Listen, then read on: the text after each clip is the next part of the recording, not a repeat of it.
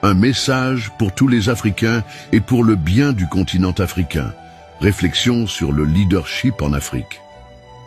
Un ingénieur africain demanda un jour à un ingénieur japonais « Comment êtes-vous devenu si intelligent et avez-vous développé vos départements et vos services ?» Le japonais répondit calmement « Vous êtes plus intelligent que nous. » Intrigué, l'Africain demanda « Comment ça ?»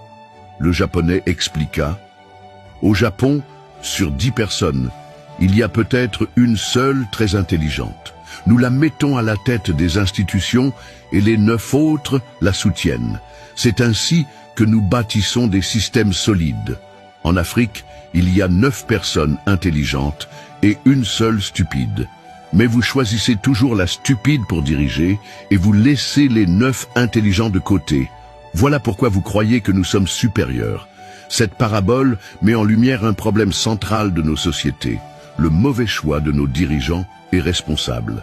Nous possédons d'immenses talents, des chercheurs, des ingénieurs, des penseurs, des entrepreneurs visionnaires.